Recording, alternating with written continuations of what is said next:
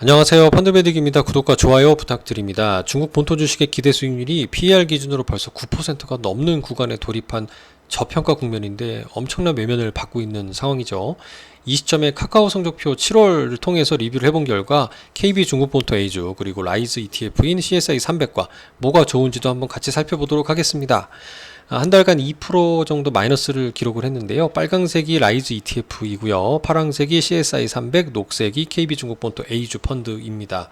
펀드 성과가 좀 가장 안 좋은 안타까운 모습인데요.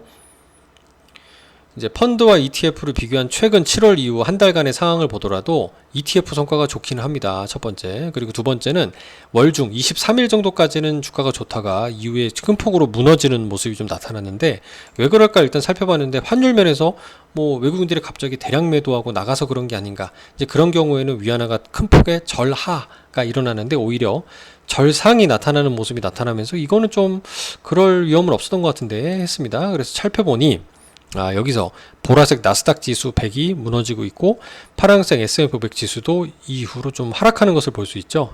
미국 증시 하락의 영향을 받았구나라고 이제 여기서 답을 찾아볼 수 있었습니다.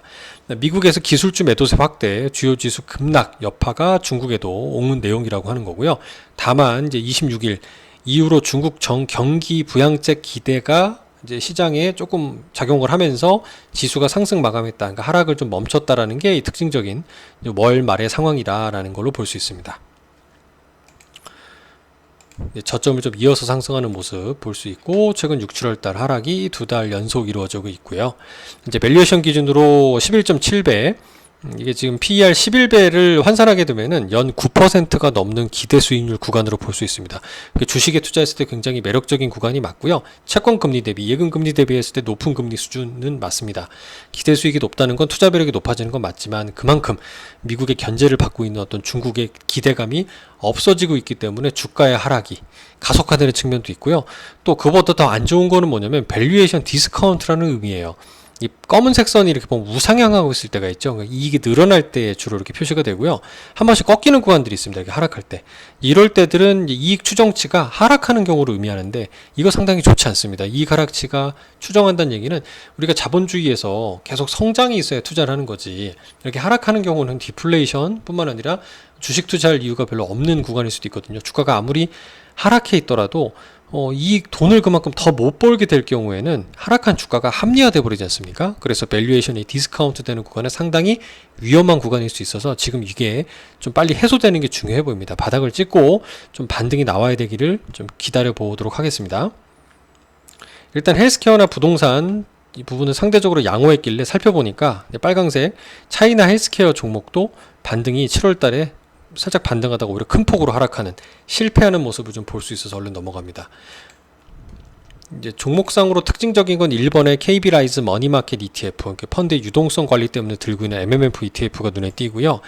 여기 두 번째 차이나 AMC나 CSI 300 그리고 또 CSI 300 같은 ETF를 한 10% 넘게 투자하고 있습니다.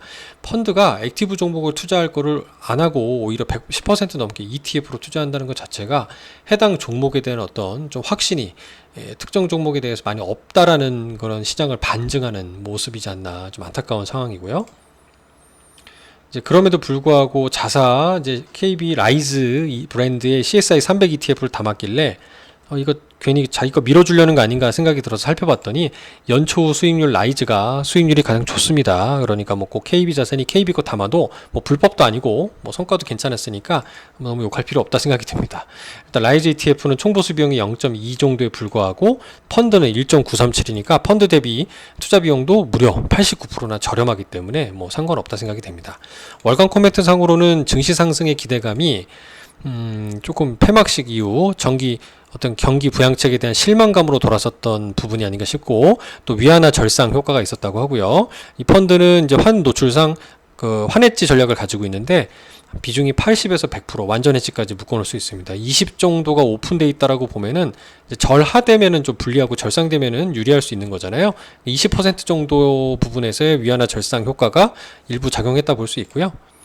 향후 운용 계획상에서는 추가 상승 여력 제한적으로 보고 있고 고배당주, 국유기업은 좀 괜찮다라고 보고 있고 그래서 제가 얼마 전에 중국 배당주 언급했던 좀 영상이 좀 저도 떠올랐습니다. 아마 다시 조금 중간 리뷰를 해볼까 생각을 하고 있고, 향후 중국 증시는 이렇게 박스권 안에서 움직일 것으로 예상하고 있다고 보고 있고, 낙폭이 확대 시에 비중 확대 해보겠다는 얘기로 마무리 지어보겠습니다. 중국에 대한 시각이 좋지는 않지만 망하지 않을 회사들, 안전한 탄탄한 비즈니스 모델을 갖고 있는 회사 중심으로 좀 종목 중심으로 접근해보는 시장이 되겠다라고 보겠습니다. 감사합니다.